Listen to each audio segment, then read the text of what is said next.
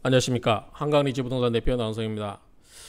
6.17 대책 나오고 나서 집값이 계속 오르고, 그 다음에 고위 관료 및 국회의원, 다주택자 이런 문제가 불거지면서 정부에서 다시 한번 이 주택시장 안정 보완 대책이라고 해서 오늘 7월 10일 날, 2020년 7월 10일 날 대책을 내놨습니다. 한번 보시죠. 뭐 이게 세밀하게 집중해서 연구되어 있지는 않고 저도 그냥 바로 이거 받자마자 동영상을 찍기 때문에 좀 같이 생각하면서 보시는 걸로 하도록 하겠습니다. 자, 주택시장 동향 및 평가는 그냥 넘어가겠습니다. 뭐 집값이 오르고 있다 뭐 그런 이야기겠죠. 한번 여기 내용물로 보시고요. 세부 내용. 자, 서민 실수요자 부담 경감. 이것도 그냥 간단하게 넘어가겠습니다. 요지는 뭐냐면 기존에 우리가 일반 분양 청약할 때 생애 최초 특별 공급을 확대하겠다는 거죠. 여기 표를 보시면 이 표를 보시면 이제 국민주택 같은 경우는 종전에 20%에서 5%를 올린 25% 올리겠다 이 내용이고, 그 다음에 민영주택 같은 경우는 이제 종전에는 없었는데 비행경을 해서 공공택지 같은 경우는 15%, 민간택지 같은 7%까지 해서 생애 최초의 비중을 좀 늘리겠다라고 해서 그동안 주택을 갖지 않으신 분들에게 좀 많은 기회를 부여하겠다라는 취지로 보입니다. 이거는 뭐 일반 분양 청약이라든가 그럴 때 관련된 내용이기 때문에 크게 저희가 여기서는 신경 쓸 필요 없고 일반 분양 청약하실 때 신경 쓰시면 될 것 같아요. 지금 보면 청약 가점제로 대부분 하고 있죠. 그래서 청약 가점제로 하고 있기 때문에 기관 추천 같은 경우는 사전 조율이 되고요. 다자녀, 노부모, 신혼, 생애 최초인데 이렇게 비중을 좀 높여서 많이 옛날에 이제 80에서 85% 이런 식으로 많이 비중을 높여서 생애 최초 주택자를 기회를 좀 주겠다라고 하는 걸로 보입니다. 그 다음에 이제 이거 소득 기준도 보면은 이 130%를 올려서 옛날에는 절대적인 소득 금액이 낮으신 분들만 기회를 줬는데 좀 어느 정도 되더라도 이제 좀 주겠다라고 해서 올리는 겁니다.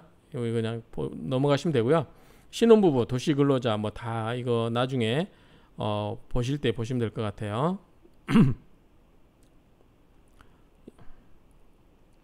그 다음에 주택구입 부담 경감 생애 최초 주택에 대해서는 취득세를 감면을 하겠답니다.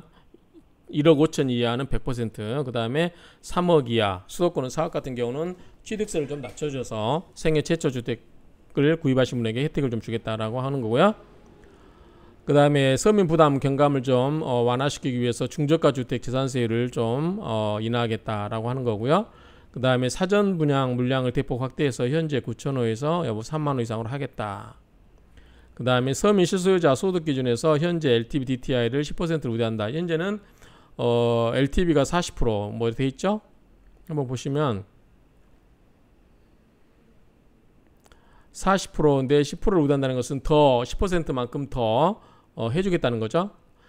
그 다음에 LTV는 이제 부동산 부동산 가격을 갖고 이야기하는 거. 예컨대 10억짜리면 40%면 대출이 4억만 나오는 거죠. 근데 10% 우대하면 50%면 5억까지 나온다. 그런 이야기로 보시면 되고요. DTI는 이제 그분이 소득 관련해서 원금과 이자를 감당할 능력이 될 수 있을 만큼 하겠다라는 거죠. 좀 보시면 되고, 대출은 또 나중에 자세하게 보시면 될 것 같고요. 잔금 대출 규제 경과 조치 보완인데, 이제 이 입주자가 이미 모집 공고된 경우, 그 다음에 무주택자 또 처분 조건부 1주택자 잔금 대출에 대해서는 규제지역 지정 변경 전에 대출 규정을 적용해서 좀 더 수월하게 해주겠다라는 걸로 보이고요. 전월세 자금 지원도 이제 전월세 대출 지원 강화인데 이것도 해당되는 부분만 보시면 될 것 같습니다. 자, 실수요자는 주택 공급 확대는 아무래도 이제 가장 이 부동산 대책의 핵심이라고 할 수 있는 부분이 이제 공급 대책이죠. 그래서 저도 이제 자꾸 유튜브에서도 이야기하고 전에부터 계속 이야기를 하는데, 옛날에 구도심을 개발하자. 뭐 오늘 보니까 용적률 이야기 나와요. 그래서 제가 다 이제 기존에 때 주장했던 내용이죠. 용적률을 올려서 구도심을 개발하고 옛날에 슬럼가로 되어 있는 구도심을 개발하고 그다음에 특히 이제 그 사대문이라든가 구도심지 그리고 제가 이제 최근에 유튜브 하나 올려준 게 강북구 예, 수유역 주변에 이게 우이천면에 흐르는 이 본동 같은 경우도 한 10,000세대가 새롭게 수유역에서 뭐 10분 이내면서 10,000세대 정도 지을 수 있는 그런 데다 좀 대단지를 만들면 좋지 않을까. 그래서 미아 삼거리 같은 경우도 최근에 10억대가 넘어가는 그러한 신축 나오기 때문에 강북구를 개발하자. 그러니까 강북구라는 게 좀 어폐했는데 강북을 개발하는 게 강남에서 강북을 개발하자는 거죠. 그래서 제가 이제 강남의 시대에서 한강변의 시대, 한강변의 시대에서 그 다음에 강북까지 개발해서 서울 구도심을 다시 새롭게 리모델링해서 개발을 하고 용적률을 올려서 고층을 해서 강북구의 새로운 주거와 그 다음에 문화시설 이런 모든 것을 생활 기반 시설을 만들어주면 강남에 대한 수요가 분산되면서 집값을 완화시킬 수 있다라고 제가 생각을 하고 있습니다. 그래서 그런 부분을 말씀을 드렸고요. 요거는 이제 뭐 3기 신도시 용적률 상향인데 어쨌든 뭐 이제 이런 식으로 해서 공공 임대주택이라든가 이런 것을 많이 이제 짓도록 해야 되겠죠. 그런 부분에 대해서 이야기고요. 한번 보시면 되고 다주택자 단기 거래에 대해서 부동산 세제 강화한 거 뭐냐면 이제 단타 쳐가지고 부동산 갖고 단타 쳐서 그 먹은 이익을 대부분을 토하게 하겠다라고 하는 거죠. 그래서 부동산 갖고 단타 쳐서 돈 벌려고 하지 말아라 이런 얘기죠. 자, 다주택자 보면 종부세 중과세율 인상인데요. 자, 보통은 이제 조정 대상이니까 서울 같은 경우는 대부분 2주택이죠. 2개의 주택을 갖고 있다. 그러면 종부세가 최고 세율이 옛날 12.16 대책 때 4%에서 6%까지 올랐어요. 근데 이거는 이제 그 과표가 94억. 그러니까 94억 초과된 부분이기 때문에 엄청나게 많은 자산인데 뭐 예컨대 3억 이하만 되더라도 옛날에는 0.6에서 0.8 그다음에 1.2%까지 올라가고 있다. 그래서 이 비중이 커집니다. 예를 들어서 이제 3억 이하로 가면 예컨대 종부세가 저기 9억이 기본 공제죠. 그래서 12억짜리다. 그러면은 3억 9억 공제하면 3억이면 3억에 대해서 옛날에 0.6%면 이게 뭐죠? 180인가요? 180인가? 근데 요거 하면은 240. 그다음에 1.5%하면은 3억이면 360 이런 식으로 올라가는 거죠. 그래서 이게 올리고 법인 같은 경우도 이제 기본 공제도 없애버리고 무조건 이제 6%를 때리는 거죠. 뭐 이렇게 보시면 될 것 같아요. 그래서 공시 가격 현실화를 75, 85%라고 하는 것은 이제 그 다음에 공정시장가의 비율 95%를 적용했을 때 이럴 거고 지금 현재 이거를 점점 올리겠다는 거 아니에요. 이 비율을 계속해서 올리게 되면 이 단위가 커지기 때문에 이 비율까지 적용하면 점점 더 많은 세금으로 낼 수 있다. 이렇게 보시면 될 것 같고요. 자, 저번에 6.17 대책의 핵심은 제가 키워드가 법인이다. 법인 규제다. 그동안 개인 규제에서 법인 규제를 법인으로 이제 뭐 현물출자라든가 법인을 설립해서 부동산 매매법인, 임대법인 만들어 가지고 이거를 개인에 대한 규제를 회피하기 위해서 법인이라고 하는 그런 법상 제도를 이용을 했는데 이거를 법인에게도 개인보다 더 가혹하게 적용을 하겠다라고 하는 게 6.17 대책이었어요. 그래서 이런 부분에 의해서 법인에 대한 거를 여전히 가혹하게 하겠다라고 하는 거죠. 저는 그게 맞다고 봐요. 법인이 주택을 소유할 수 있는 경우는 기본적으로 그 기숙사외에는 없어요. 그래서 법인을 이용해서 부동산 재테크하는 거 이거는 완벽하게 차단하는 게 맞다고 봐요. 이거는 실거주 목적이 아닌 거죠. 법인을 이용하는 거는. 그렇기 때문에 그런 거는 뭐 종부세에서 기본 공제인 6억도 없애버리고 그 다음에 율도 무조건 이 금액의 과표에 따라서 율이 달라진 게 아니라 무조건 최고 세율로 6%로 매기겠다라고 하는 것은 제가 봤을 때 부동산 규제 측면에서 본다고 하면 법인에 대한 규제는 맞다라고 보여집니다. 6.17 때 주택보유법인의 개인 최고세율을 단일세율로 적용함을 이미 발표했죠. 그 다음에 6억 원 적용하지 않기로 했죠. 그 다음에 세부담 상한이 적용하지 않는다. 이건 무슨 말이냐면 갑자기 종부세를 이렇게 하다 보면 개인 같은 경우는 작년에 비해서 세율이 갑자기 1,000만 원 내던 게 막 5천만 원 내면은 커지잖아요. 그랬을 때 200%, 300% 이렇게 제한해서 5천만 원 낼 거를 뭐 2천만 원, 3천만 원 낼 거를 이렇게 제한을 해주겠다는 것인데 법인 같은 경우는 그런 거 제한이 없다는 거죠. 그렇죠? 예를 들어서 기본공제 6억만 공제도 엄청 커지는 거예요, 이게. 그다음에 양도세 보면은 이제 양도세 이번에 이제 핵심 중에 하나가 양도세 단타 치는 걸 막겠다는 거죠. 부동산 갖고 단타 치면은 이제 근데 2년 미만의 보유 주택에 대해서는 양도세를 현재 40%에서 이 40%에서 70%까지 올리겠다는 거죠. 주택 입주권은 70%, 분양권도 70%. 그다음에 2년 미만의 기본세율도 40%에서 60% 올리겠다는 거예요. 그 다음에 2년 이상이면 기본세율로 가는데 저는 이게 좀 이해가 안 됐어요. 자, 분양권이라고 하면, 자, 입주권이라고 하면은 아파트 조합원 걸 사는 거예요. 그 전에 주택을 가지고 있던 분의 그 입주권을 사는 거기 때문에 이거는 주택으로 계속 보고 있어서 이런 경우는 2년 이상 보유하면 기본세율로 가는데, 분양권은 처음엔 주택이 아니었죠. 이제 일반 분양이라고 보시면 돼요. 일반 분양은 주택이 아닌 거를 그냥 처음에 사신 거예요. 이분들은 분양권을 사신 분들은 입주해서 2년 이상 살아도 양도세를 60% 낸다는 건지, 만약에 이렇게 한다면 일반 분양 받아가지고 시세 차익을 노리려고 했던 분들이 대부분 이제 그 양도세로 토해내야 돼요. 40%. 옛날에 자, 일반 분양권을 사가지고 옛날처럼 이 분양권을 일반 분양 당첨돼가지고 2년 이상 살면 기본 세율을 적용했는데, 이게 이제 분양권에 대해서는 2년 이상 살아도 양도세를 60% 매기겠다라고 하면 일반 분양을 받아서 재택하려고 했던 분들은 의미가 많이 동기가 좀 희석될 수 있다라고 보여져요. 그래서 일반 분양 받으시려고 굳이 애쓸 필요가 없다 앞으로는.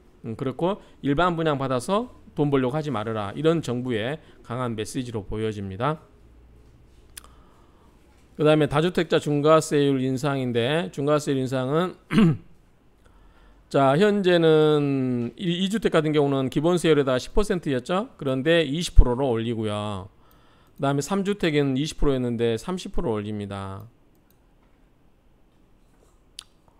그러면은 정말 이 양도세로 많이 내버리면은 먹을 게 없네요. 그럼 주택 갖고 장난칠 수가 없겠네 이제는.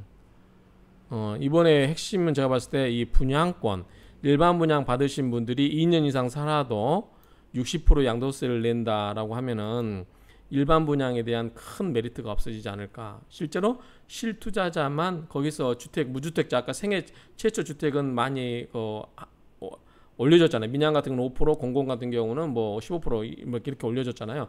그런 부분들은 이제 내 주택을 갖게 되고, 그리고 다시 팔게 될 때면 양도세를 많이 내기 때문에 그 목적이 아니고 내가 일반 분양을 받아가지고 양도 차익을 노리겠다, 시세 차익을 노리겠다고 했던 분들은 그 메리트가 많이 감소될 수 있다라고 생각이 됩니다. 그러면 굳이 일반 분양을 사지 않고 이제 실제 목적이라면 조합원 입주권을 사는 게 더 좋지 않을까라고 하는 생각이 듭니다. 자, 취득세. 우리가 취득세가 이제 기본적으로 토지는 4%, 4.6%가 되죠. 그 다음에 주택은 그 규모에 따라서 3.4%, 2. 몇 프로 이렇게 시작이 되는데, 현재는 이렇게 돼요. 주택 가격에 따라서 4주택 같은 경우는 4%, 법인 같은 경우는 이렇게 됐는데, 앞으로 어떻게 하냐면, 자, 1주택은 기존의 주택하고 똑같아요. 그런데 2주택은 취득세를 8% 내요. 예컨대 니네가 주택이 하나 있어요. 예컨대 뭐 4억짜리 빌라가 하나 있는데 내가 10억짜리 아파트를 하나 산다 그러면 취득세 8%면 8천만 원이에요. 그쵸? 그 다음에 3주택이다 그러면 12%면 10억짜리 사는데 1억 2천 취득세 내는 거예요. 거기에다가 양도세 아까 율이 올라갔죠. 20에서 30% 올라갔죠. 그러면 도대체 세금으로 엄청나게 많이 내기 때문에 이제는 주택을 갖고 투자하기가 쉽지 않을 것 같아요. 이런 부분이 있고요. 그 다음에 법인 전환 취득세, 법인 전환 시 취득세 감면 제한이 이제 옛날에 75% 감면해 주는데 이거를 없애버린 거예요. 현물출자. 자, 현물출자라고 하는 건 뭐냐면 우리 이제 민법 3조에 보면은 자연인하고 법인으로 나뉘잖아요. 권리 주체가. 그런데 이제 저 개인의 나성상이라고 하는 주택이 제가 2개가 있어요. 그러면 이 주택을 제가 법인을 세우면서 법인에다가 현물출자. 원래 법인을 할 때 내가 돈을 투자해서 주식을 사야 되는 거죠. 그런데 그 예외적인 방법으로 그 물건을 투자를 해요. 물건으로. 예컨대 사무실 제공한다든지 뭐 여러 가지 그런 경우 내가 부동산을 투자해 버려요. 그럼 내가 갖고 있는 집을 하나 줘 버려요. 그러면 그 가격을 평가해가지고 그 부동산 값어치만큼 내가 주식을 받으면 되는 거거든요. 그게 이제 현물투자라고 하는 건데 우리가 이제 상법상 변태 설립상이라고 하는 거예요. 이게 그러면 그게 실제로 10억짜리를 10억으로 평가하냐? 근데 10억짜리를 20억으로 평가해서 내가 주식을 20억으로 받아버리면 내가 내 재산을 갖고 뻥튀기 한 거죠. 그러니까 그런 거는 이제 상법상의 회사법상의 벤트 설립상에 관한 내용이니까 이 부분 생략하고 요걸 통해서 부동산을 가지고 여기 현물출자하는 거를 이제 이렇게 했을 때는 옛날에는 취득세도 감면 혜택이 있었기 때문에 뭐 양도세도 뭐 사업소득세로 뭐 내서 저렇게 냈기 때문에 많이 그렇게 유혹을 받았었죠. 그런데 그런 부분을 제한을 하겠다는 거 앞으로는. 그래서 법인으로 돌려가지고 개인이 갖고 있는 부동산을 법인으로 현물출자한다든지 그렇게 해가지고 뭐 재산세, 보유세, 그 다음에 양도세를 감경하려고 하는 그러한 유인책을 제한을 하겠다라는 뜻으로 보입니다. 그렇게 이해하시면 좋을 것 같고요. 재산세. 자, 이거 재산세가 이 말이에요. 재산세는 자, 내가 주택을 5개 갖고 있어요. 그러면 재산세는 이제 재산세는 각 건별로 부동산 건별로 나오기 때문에 상관이 없어요. 그런데 보유세인 종부세는 다 합쳐요. 합쳐가지고 여러 채를 갖고 있기 때문에 6억 이하만 공제하고 나머지 근데 다 합쳤으니까 다 합쳤을 때 예컨대 56억이다. 예를 들면 그런데 기초공제가 이제 6억이죠. 여주택이면 그러면 50억에 대해서 세금을 내야 돼요. 아까 50억이면 얼마냐면 종부세가 여기에 해당돼요. 그 다주택자이기 때문에 여기에 들어가면은 자 50억에 3%면 1억 5천이 돼버려요. 3%면 옛날 같으면 1억 5천이면 얼마입니까? 50억이면 1억 2,500인가 되죠. 이거 3억이면 3%면 1억 5천이 되고요. 5%면은 2억 5천을 내야 돼요. 앞으로. 그러니까 이 종부세가 만만치 않은 거예요. 그렇죠? 도저히 일반인들은 이걸 감당할 수가 없어요. 집만 많이 갖고 있고 별다른 소득이 없다. 그러면 뭐 전세를 끼고 갭투자를 많이 해가지고 집을 많이 보유했다. 그러면 이 종부세를 감당할 수 있겠어요? 없겠죠. 월세가 들어오는 것도 아니면.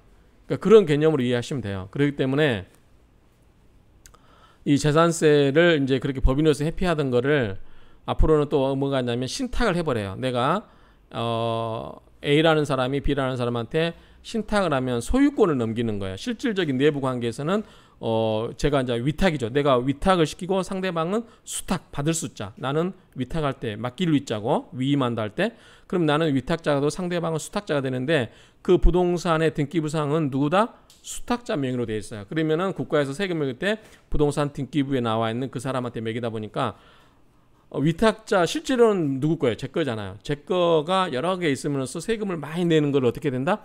분산시켜주는 효과가 있죠.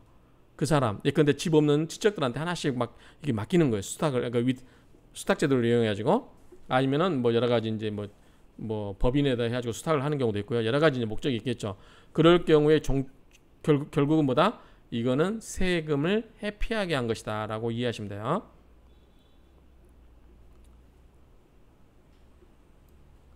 그래서 이 세금 회피한 거를 앞으로는 찾아내가지고 위탁자로 변경하겠다는 거예요. 그래서 네가 다른 사람 앞으로 돌려가지고 세금, 보유세, 특히 보유세, 종부세를 적게 내려고 하는 그 자체를 막아버리겠다고 하는 거죠.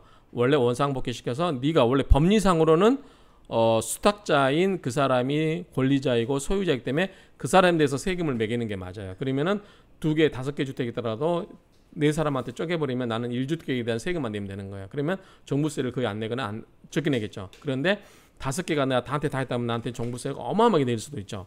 그런 식의 이제 위탁자와 수탁자 제도를 부동산 신탁 제도를 활용해서 세금을 회피하는 것을 막겠다라고 하는 거예요. 아까 법인을 통해서 부동산 세금을 회피하는 걸 막겠다. 또 이번에는 부동산 신탁 제도를 활용해 가지고 이 재산세라든가 종부세를 회피하려고 하는 것을 막겠다라고 이렇게 되면 제가 봤을 때는 이제 재산세는 그 부동산 건별로 나오기 때문에 별 의미가 없는데 이 종부세가 커지는 거죠. 그래서 이 종부세 그 부분을 막겠다고 하는 것을 차단하겠다라고 하는 걸로 보여집니다.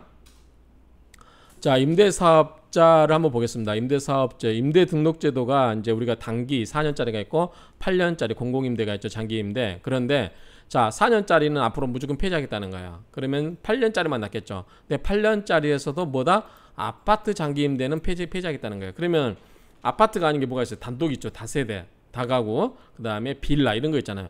그거는 유지를 하고 그것도 빌라나 빌라나 다세대, 다가구 이런 거는 4년짜리 단기임대는 있다 없다? 없다. 그래서 단기임대 4년은 뭐가 됐든가 주택의 유형에 관계없이 무조건 폐지한다. 그리고 8년짜리가 남아있는데 8년짜리는 오랫동안 갖고 있어야 되니까 그 인상률이 제한이 돼 있잖아요. 그렇기 때문에 여러 가지 이제 오랫동안 자금이 묶이는 측면이 있어요. 부동산 투자자 입장에서 보면. 그런데 우리가 이제 보통 투자할 때도 아파트, 이제 재건축 아파트를 사가지고 임대사업자 등록해버리는 경우도 있잖아요. 옛날에 금액 작은 경우 이걸 차단해버리겠다는 거죠. 그러면 양도세를 안 내기 때문에 지나친 혜택을 줬다고 정부가 보는 거예요. 그렇기 때문에 이 아파트 장기 일반은 빼버리고 나머지 그 외 장기 임대 유형은 유지하되 의무 기간 연장을 8년에서 10년으로 하고 공적 의무를 강화한다는 건 자 금액을 올리는 걸 제한을 하고 뭐 여러 가지 이제 표준 임대차 계약서 쓰고 준수해야 될 사항을 다 있거든요. 그런 부분에 더서 강하게 제재를 해서 하겠다. 근데 이번에 이제 임대차 3법 해가지고 뭐 갱신 청구권이라든가 이런 거를 주임법, 주택임대차법이라든가 상가임대차법에 적용을 하게 되면 이 부분은 어떻게 됐어요? 굳이 이제 그동안 민간이 하던 거를 국가가 대신 하겠다. 그러면 이 제도를 없애겠다라고 하는 취지가 이제 나올 수도 있어요.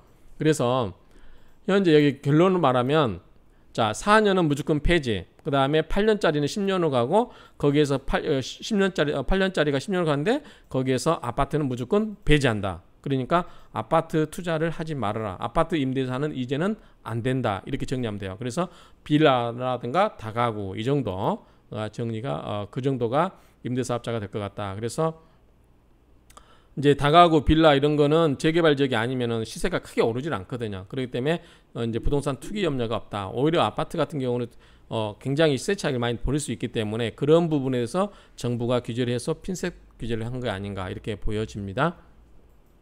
그 다음에 이제 폐지 유형 관리인데 폐지되는 단기 및 아파트 장기 일반 매입 임대로 등록한 기존 주택은 임대기간 경과 시 자동 등록이 말소돼 버려요. 그러면 혜택이 유지 안 되는 거예요. 그러면 처리 그 혜택을 보려면 그때 처리해야 되겠죠.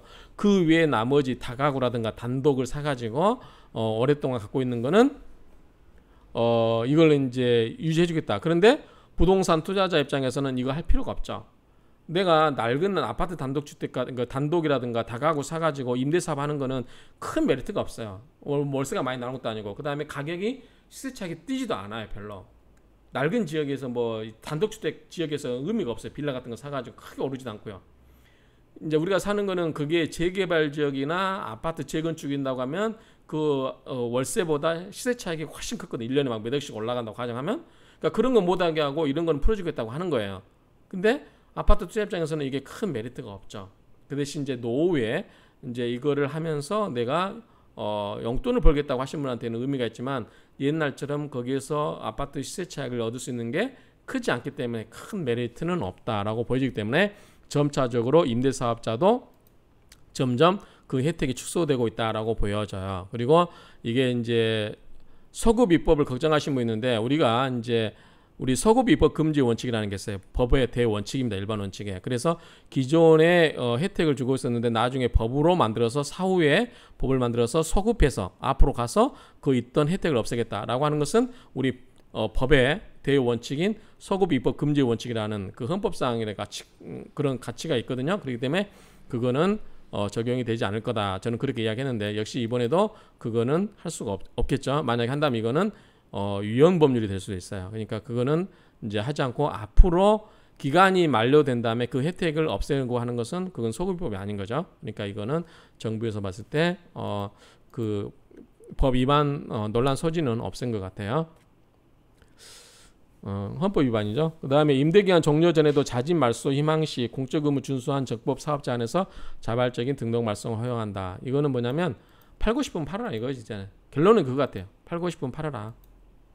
그 대신 네가 옛날에는 이거는 그 전에 팔면은 과태료 매겼어요. 그 기간을 못 지키면 과태료 매겼는데 네가 팔고 싶으면 팔아라. 그러니까 부동산에 뭐예요? 이거는 부동산 시장에 매물로 내놔도 좋다라고 하는 시그널을 주는 거죠. 그렇죠? 그렇게 이해하시면 이제 어떻게 보면 부동산 물량 공급을 증대함으로써 가격을 안정화시키겠다라고 하는 그 간접적인 뜻이 내포되어 있다라고도 보여져요. 자, 기등록주택은 등록 말소 시점까지 세제 혜택 부대에 대해서 유지한다. 이거는 소급 입법 금지 원칙에서 이야기하는 거고요. 자, 사업자 관리는 이거는 그냥 넘어가겠습니다. 임대사업자 하신 분들 하기 때문에 넘어가면 되고요. 자, 세법은 7월 임시국회 통과를 목표로 조속히 추진한다는데 지금 더불어민주당이 180석을 갖고 있기 때문에 뭐 굳이 이거는 통과될 걸로 봅니다. 그래서 크게 문제될 건 없고요. 다만 이제 이렇게 보시면 될 것 같고, 혹시 제가 이제 이것도 저도 처음 보고 바로 이제 설명을 드리고 있기 때문에 틀린 부분 있으면 내용을 댓글로 좀 달아주시면 될 것 같고, 이게 다인가요? 종부세, 양도세 이게 다 했나요? 이걸로 해서 일단은 한번 더 검토를 하겠습니다. 자, 그러면 이번 710 대책을 종합적으로 핵심만 짚어드리겠습니다. 자, 첫 번째, 생애 최초 주택자에게 혜택을 돌아가게 하겠다라고 하는 겁니다.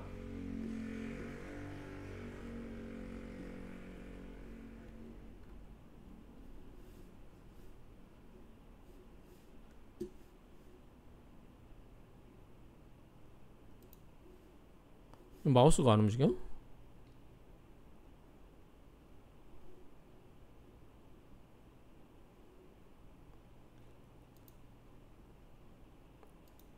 자, 생애 최초 주택자에게 혜택을 많이 주겠다. 그래서 물량은 공급 비중을 늘렸어요.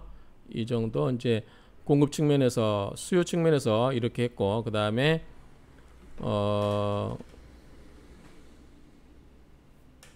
생애 최초 주택에 대해서 취득세도 감면하고 뭐 여러 가지, 그 다음에 이제 재산세, 재산 금액이 좀 3억 이하, 이런 특히 수도권 같은 거 4억 이하는 좀 세금을 줄여주겠다라고 하는 측면도 이제 악화된 여론을 하는 거 좀 감안한 것 같고요.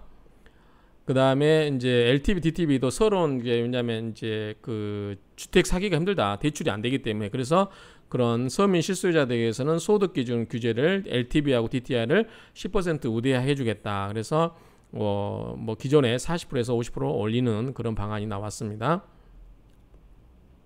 그다음에 잔금 대출 뭐 이거 넘어가고요. 전세자금 또 넘어가고, 실수요자 공급 확대도 넘어가겠습니다. 이거는 뭐 정부에서 할 일이니까. 그래서 이제 이 물량 공급 측면에서는 서울 도심지에 용적률을 올려서 고층을 지어서 구도심지를 개발해라. 특히 앞으로 강북을 개발하시라. 강북을 개발하시면 됩니다. 제가 봤을 때는 강북의 주택들, 낡은 지역들 다 고층으로 건물을 짓고, 그다음에 주변 기반 시설 확충해주면 이제 점차적으로 지역 균형이 될 걸로 저는 봅니다. 그다음에 이제 부동산 세제 강화가 이번에 핵심인 것 같아요. 제가 봤을 때는. 그래서 종부세를 최고 6%까지 올립니다. 이거 어마어마하게 이 종부세 내신 분이 부담됩니다. 여기 보면은 재밌는 게 있어요. 종부세 납세자가 51만 명으로 전체 인구 대비 1%밖에 안 되고요. 그 다음에 종부세 중과세율 적용 대상은 0.4%밖에 안 된다고 합니다. 그러면 종부세 중과세율 적용 되신 분은 대한민국에서 0.4% 안에 드신 분들이에요. 그러니까 세금을 과하게 매겨도 크게 문제될 게 없다라고 하는 게 정부의 시각인 것 같아요. 그렇지만 어쨌든 이제 이번에 세금이 부담이 커졌어요. 그래서 법인은 저번에 나왔기 때문에 넘어갑니다. 6% 공제하고 6%로 역시 단일수로 간다고 했어요. 개인은 여기 누진으로 이렇게 가는데 법인은 무조건 6%이기 때문에, 그러게다가 기초 6억을 공제해버리니까 어마어마하게 이제 앞으로는 법인권은 전부 매물로 나와야 되지 않을까라고 생각이 됩니다. 그 다음에 양도소득세도 이제 그동안 단타 쳤던 거를 2년 미만 같은 경우에는 40%에서 70%, 1년 미만에서 40%에서 70%, 2년 미만은 60%까지 이렇게 올라갑니다. 그래서 1년 미만은 40에서 70, 2년 미만은 60%고요. 그 다음에 또 취득세를 높죠. 취득세는 높이지, 양도소득세도 높였지. 그러면은 먹을 게 별로 없어요. 지금은 세테크라는 게 중요해. 지금은 재테크보다 세테크가 더 중요하다고 이야기했는데, 그나마 이게 혜택이 이제 세테크도 별로 혜택 볼 일이 별로 안 남아 있고요. 또 여기서 이제 우리가 눈여겨봐야 게, 일반 분양 받으신 분들은 앞으로 양도세를 60%로 내야 됩니다. 2년이 지나도. 그러면 2년이 살면, 지금까지 일반 분양 받으신 분이 2년 살면 기본세율을 적용을 해 받았는데, 앞으로는 60% 낸다고 하면 일반 분양 받아서 돈 벌 생각 하지 말아라. 그리고 돈 없는 실제 집 수요자만 일반 분양 청약해라, 이런 메시지를 시장에 던져줬다라고 봅니다. 그 다음에 다주택자 중과세율을 2주택 10%에서 20%, 3주택 같은 경우는 20에서 30%, 10%더 올렸어요. 제가 봤을 땐 세금이 무지막지합니다, 이거는. 그 다음에 취득세, 옛날에는 우리가 4% 이내에서, 토지는 4% 이렇게 했는데 앞으로 1주택은 이렇게 가지만 2주택은 8%, 3주택, 4주택, 법인 다 몇 프로? 12%. 그럼 아까 예를 들었죠. 이 어마어마하게 큰 세금입니다. 20억짜리 건물, 20억짜리 집 사시면 12%면 2억 4천 세금 취득세 내야 돼요. 그렇죠? 거기에다가 양도세도 어마어마하게 크기 때문에 뭐 이런 혜택들이 이제 세금으로 엄청 때려서 압박을 하고 있는 것 같습니다. 중요한 건 이거예요. 그 다음에 이제 제가 아까 말씀드렸다시피 개인에서 개인이 개인 명의를 다른 사람으로 옮길 수 있는 방법은 부동산 법인에서 현물 투자 방식으로 법인 명의로 바꿔서 그 세금 부담을 완화시키는 방법, 첫 번째. 두 번째가 우리가 부동산 신탁제도를 이용해서 위탁자에서 수탁자로 명의 변경으로서 수탁자라고 분산시켜 놨던 그 모든 것을 어떻게 보겠다? 수탁 부동산 신탁제도를 이용하더라도 위탁자 네 걸로 보겠다는 거죠. 그러니까 수탁자 여러 곳에 쪼개놨던 부동산을 전부 위탁자 걸로 몰아봐서 앞으로는 종부세를 부과하겠다. 그러면 결국은 내가 거기 돈 들여서 신탁할 필요가 없죠. 뒷기치면서 돈 나가는데 뭐하러 해요, 그거를. 결국은 뭐냐면 팔아라 이야기죠. 결론은 그거예요, 보니까. 그 다음에 임대사업자. 자, 아파트는 어떤 경우도 앞으로 임대사업자 안 된다, 이렇게 보시면 되고요. 그 다음에 4년짜리 없다. 무조건 8년짜리인데 뭐다? 단독하고 다가구, 빌라, 이것만 가능하다는 거죠. 근데 그것도 8년에서 10년은 늘어난다, 앞으로 의무기간이. 그러면 우리가 이제 기존에 이제 집값이 올라서 임대사업자로 등록돼 있으면 양도세를 안 내기 때문에 혜택을 보려고 했던 건데, 앞으로는 내가 다가구라든가 단독을 해가지고 거기서 얻을 수 있는 월세 수익보다 그 시세차익을 놀려서 양도세를 안 내려고 등록사업자를 인들했는데, 이 제도를 앞으로는 다 없애버리면은 재개발 지역의 그런 지역이 아니면 할 수가 없어요. 이제는 해봐야 의미가 없어요. 거기는 집값이 크게 오르지 않는 지역만 남았거든요. 빌라, 뭐 다가구 이런 거는 오르지 않는 지역, 그렇죠? 그렇기 때문에 의미가 없고, 혹시 그 사이에 이제 운이 좋아가지고 재개발 이런 부분이라고 하면은 모르겠지만, 현재는 재개발이 된다라고 하면 모르겠지만, 현재는 돈 될 만한 곳에서는 이런 것을 임대사업자를 이용해서 하는 것을 전부 폐지하겠다라고 하는 거고요. 그 다음에 자동으로 기간이 되면 만료가 자동으로 돼버린다, 이런 겁니다. 그러니까 임대사업자 혜택이 많이 줄어들 거다. 그리고 실질적으로 하려면 돈 안 되는 그런 지역에 있는 다가구나 이런 거 사서 임대사업자 해라. 결론은 그거예요. 그리고 법 만들어서 하겠다. 이거는 뭐 지금 현재 여당의 의석수를 보면 문제가 없다. 그래서 이번 부동산 대책의 핵심은 뭐다? 신규 집 없는 사람에게 기회를 주고, 그 다음에 LTV라든가 그래서 더 대출도 받게 해줘서 집 구매 여력을 확대해주고, 그 다음에 세금 재산세라든가 종부세를 강화해서 주택 시장에 매물로 나오게 하고, 그 다음에 임대사업자 매물도 역시 혜택을 축소함으로써 매물로 나오게 하겠다. 그래서 앞으로 여러 가지 법망을 피해서 다주택자들이 가질 수 있는 여러 가지 법적 혜택들, 특히 세금 혜택들이 거의 없어졌다고 보면 될 것 같아요, 제가 봤을 때는. 그러면 앞으로는 이제 주택보다는 어떤 걸로 갈 거냐, 수익형 부동산으로 가지 않을까라고 생각이 됩니다. 그래서 상가라든가 오피스텔 이런 걸로 수익형 부동산을 해서 실질적으로 이제 그런 쪽으로 좀 갈 수도 있지 않을까라고 생각이 되고요. 어쨌든 오늘 710 대책에 대해서는 이 정도로 살펴보도록 하겠습니다. 감사합니다.